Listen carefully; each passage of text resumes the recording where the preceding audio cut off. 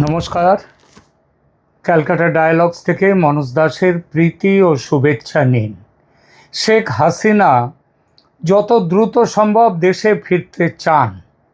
রাজনীতির ময়দানে এই খবরটি যতটা সত্যি তার চেয়েও বড় সত্যি হলো হাসিনাকে দ্রুত ঢাকায় ফেরানোর জন্য ভারতের তাড়া তার চেয়ে কোনো অংশে কম নয়। কিন্তু কেন বাংলাদেশের তারেক রহমান সরকার এবং ভবিষ্যৎ রাজনৈতিক সমীকরণ কি ভারতের জন্য এমন এক ফাঁদ তৈরি করছে যার কারণে দিল্লির সাউথ ব্লকে রাতের ঘুম হারাম হয়ে যাওয়ার জোগাড়? আন্তর্জাতিক বিশ্লেষকদের একাংশ তো আরও ভয়ঙ্কর দাবি করছেন। তারা বলছেন হাসিনার ফিরতে দেরি হলে আস্ত বাংলাদেশ তিন টুকরো হয়ে যেতে পারে। আজ আমরা উন্মোচন করব দক্ষিণ এশিয়ার ইতিহাসের সবচেয়ে বিপজ্জনক ভূ রাজনৈতিক একটি ছক বাংলাদেশ নিয়ে। সেইটা শেখ হাসিনা সরকারের পতনের পর ঢাকার ক্ষমতার কেন্দ্রে প্রথমে ডক্টর মোহাম্মদ ইউনূস এবং পরে তারেক রহমান যেভাবে ভারত থেকে দূরে সরে গিয়ে চীন পাকিস্তান অক্ষের ঘনিষ্ঠ হচ্ছে, তাতে দিল্লির দুশ্চিন্তার যথেষ্ট কারণ আছে। এই থিঙ্ক ট্যাঙ্কগুলোর দাবি, এই নতুন অক্ষ যেভাবে এগোচ্ছে তাতে ভারতের উত্তর পূর্বাঞ্চলের নিরাপত্তা সম্পূর্ণ ঝুঁকির মুখে। খবর আসছে ভারতের অতি সংবেদনশীল সীমান্তের একদম কাছে থাকা লালমনিরহাট বিমানবন্দর আধুনিকীকরণের কাজ তুলে দেয়া হচ্ছে চীনের হাতে। শুধু তাই নয়, কৌশলগত তিস্তা বাঁধ প্রকল্পে চীন যুক্ত হলে ভারতের উত্তর পূর্ব রাজ্যগুলির নিরাপত্তায় বিপদ ঘনিয়ে আসতে দেরি হবে না। মংলা বন্দর সহ ভারতের হাতে একদা তুলে দেয়া এসইজেড প্রকল্প বাতিল করে বাংলাদেশ ভারত থেকে যে ক্রমশই দূরে সরে যাচ্ছে, এই বার্তা ইতিমধ্যে দিয়ে দিয়েছে, আর সেটা নিয়ে সন্দেহের অবকাশ নেই। এর ওপর আগুনে ঘি ঢালছে সামরিক সমীকরণ। বাংলাদেশ বিমান বাহিনীর জন্য পাকিস্তান থেকে অত্যাধুনিক JF-17 থান্ডার যুদ্ধ বিমান কেনার প্রক্রিয়া শুরু হয়েছে। পাকিস্তান ও বাংলাদেশের সেনানায়ক ও রাষ্ট্রনায়কদের ঘন ঘন সফর শুরু হয়েছে। এখনও চলছে তারেক রহমানের উপদেষ্টাদের তাদের সচিবালয়ের 14 জনের একটা বড়সড় দলের চীন সফর। এসবের সঙ্গে তুরস্কের সঙ্গে অস্ত্র নির্মাণ কারখানা স্থাপনের চুক্তিও করেছে বাংলাদেশ। সব মিলিয়ে ভারতের চিরশত্রু চীন এবং পাকিস্তান এবং তাদের সঙ্গে আন্তর্জাতিক অন্যান্য শক্তি যখন বাংলাদেশের মাটিতে এভাবে ঘাঁটি গাড়তে শুরু করেছে, তখন দিল্লির পক্ষে হাত গুটিয়ে বসে থাকা অসম্ভব। এই পুরো সমীকরণে ভারতের সবচেয়ে বড় দুর্বলতা কোথায়? উত্তর হলো শিলিগুড়ি করিডোর বা চিকেন স্নেক। মাত্র 20 কিলোমিটারের এই সরু পথ দিয়ে ভারত তার উত্তর পূর্বের 7টি রাজ্যে পৌঁছয়। বাংলাদেশ যদি চীন ও পাকিস্তানের একটি যৌথ সামরিক প্রক্সিতে পরিণত হয়, যে পথে তারা এগিয়ে চলেছে, তবে যে কোনো যুদ্ধকালীন পরিস্থিতিতে এই করিডোরটি কেটে দেয়া বেজিংয়ের জন্যে সামান্য সময়ের ব্যাপার মাত্র। উত্তর পূর্ব ভারত যদি মূল ভূখণ্ড থেকে বিচ্ছিন্ন হয়ে যায়, তবে ভারতের সার্বভৌমত্ব ধূলিসাৎ হবে। আর এই মারাত্মক ভূ রাজনৈতিক আতঙ্কই ভারতকে বাধ্য করছে এক চরম ও আগ্রাসী পরিকল্পনার দিকে ঝুঁকতে। এই পরিকল্পনার রূপরেখাটি কেমন হতে পারে, এই নিয়ে এখনকার আলোচনা। দিল্লির কট্টরপন্থী সামরিক কৌশলবিদদের মতে এই মুহূর্তে ভারতকে এই সর্বগ্রাসী চিন্তা থেকে মুক্ত করতে পারেন কেবল একজনই, বাংলাদেশের, তিনি শেখ হাসিনা।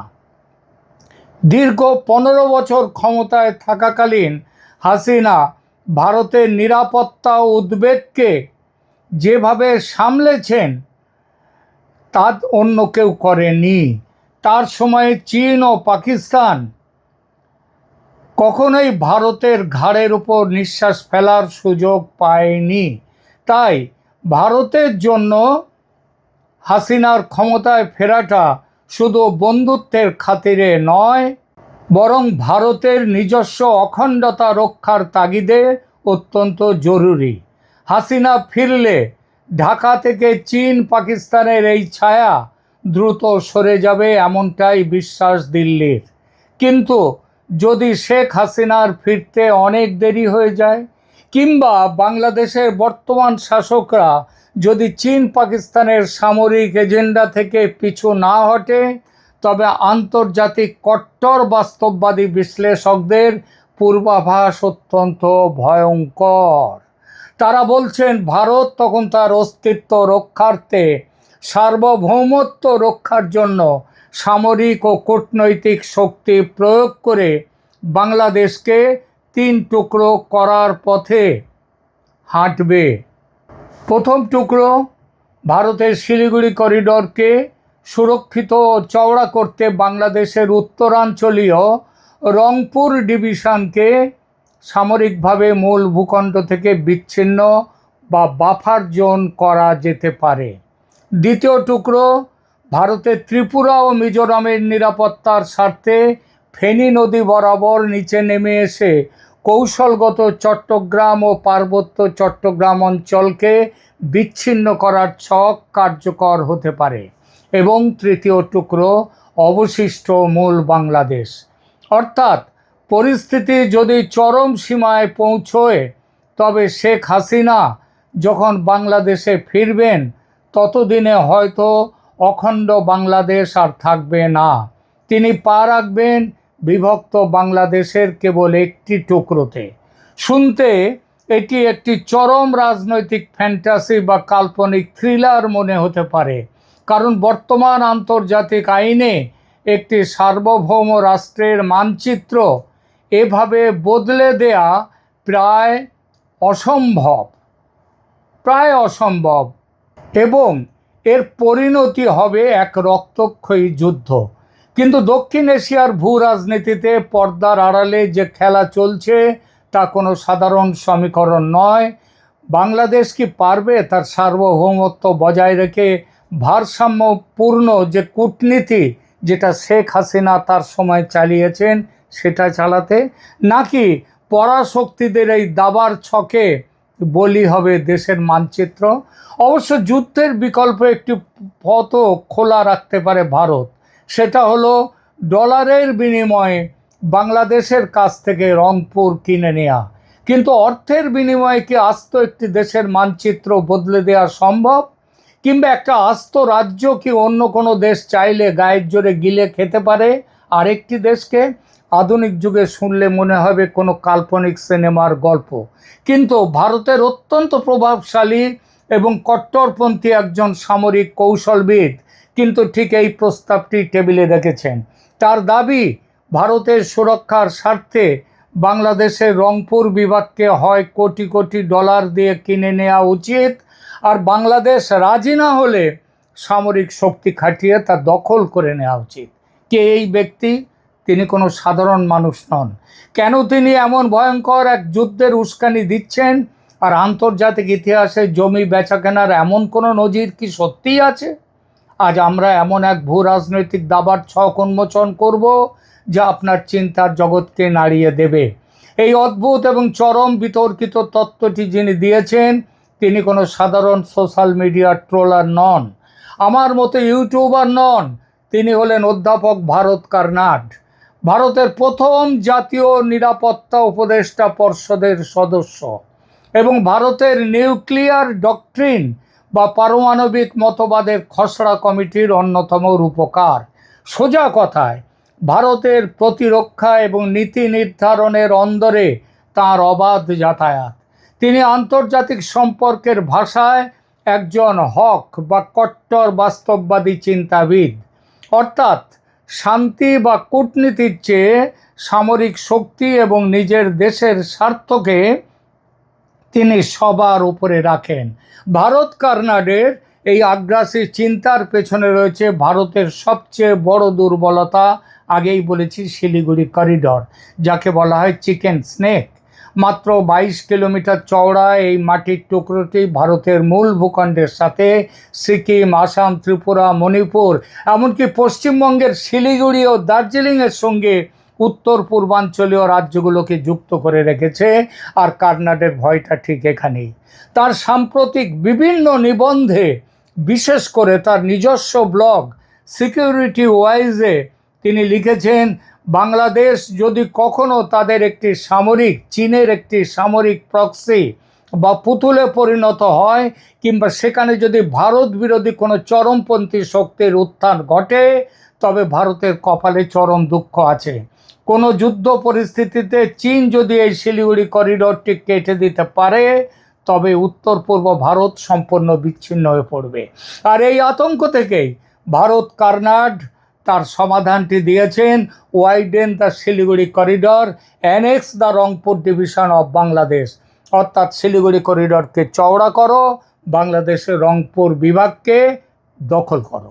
তার মতে রংপুর ভারতের অন্তর্ভুক্ত হলে ভারতের সীমান্তটি সোজা এবং প্রতিরক্ষামূলকভাবে অত্যন্ত শক্তিশালী হয়ে উঠবে।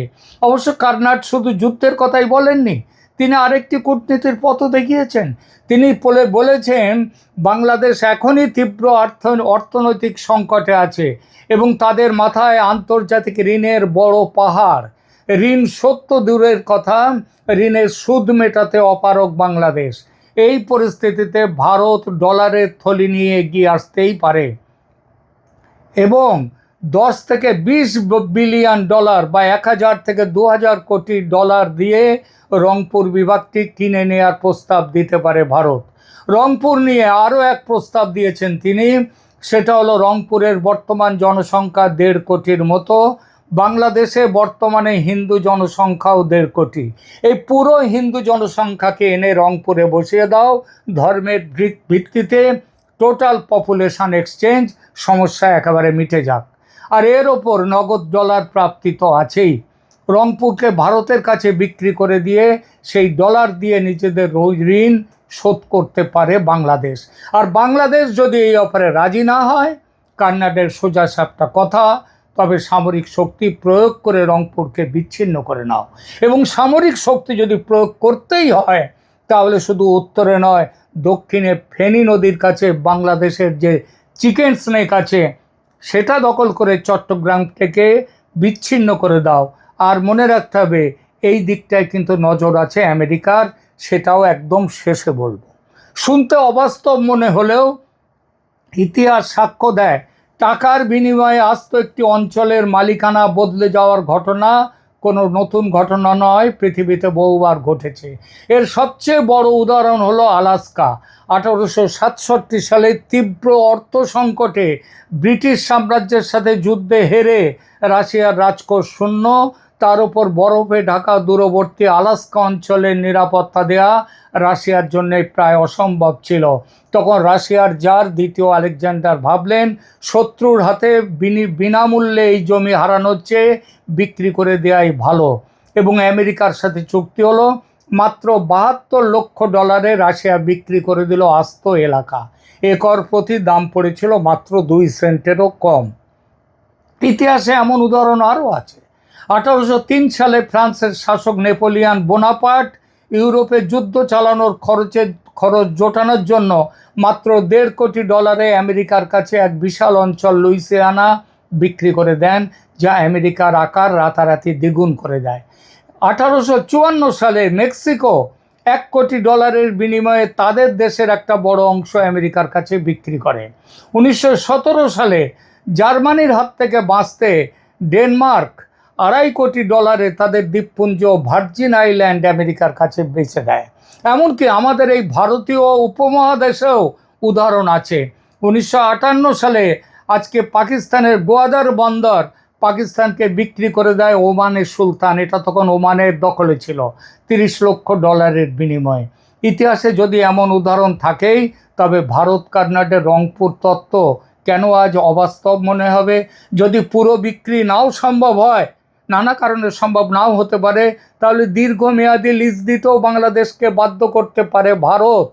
যেমনভাবে চীন পৃথিবীর বহু দেশে, পাশের দেশ শ্রীলঙ্কাতেও তাদের বন্দর নিয়ে নিয়েছে, তেমনভাবে নিতে পারে।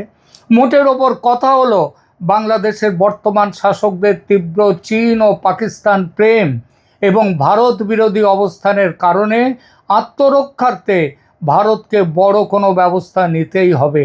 আর এখানেই শেখ হাসিনার অবিলম্বে দেশে ফেরার গুরুত্ব।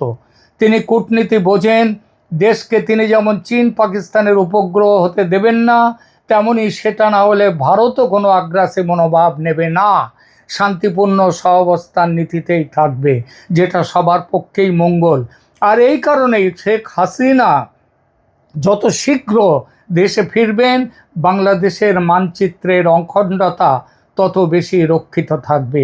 বিলম্ব হলে একদিন না একদিন দেশে ফিরবেনই শেখ হাসিনা, কিন্তু সেই ফেরা হতে পারে 3 বা 2 টুকরো হওয়া বাংলাদেশের একটি অংশে। এই প্রসঙ্গে একটি আমেরিকা সম্পর্কে একটি স্কুপ নিউজ দেওয়ার কথা আমি আগেই বলেছি, সেটা এবার বলি। সেটা হলো, আমেরিকা নেবে চট্টগ্রাম ও পার্বত্য চট্টগ্রাম ওই ফেনী নদীর ওখান থেকে কেটে দিয়ে, আর ভারত নিক রংপুর। এটা আমেরিকার এই প্রস্তাব ভারতের কাছে এসেছে বলে জানতে পেরেছি। যৌথ পরিকল্পনা, এটা নিয়ে আজ কিছু বলবো না, পরে বলবো কখনো। প্রিয় দর্শক, আপনাদের কি মতামত কমেন্ট করে জানান, সেই সঙ্গে সাবস্ক্রাইব করুন চ্যানেল ক্যালকাটা ডায়ালগস। ধন্যবাদ।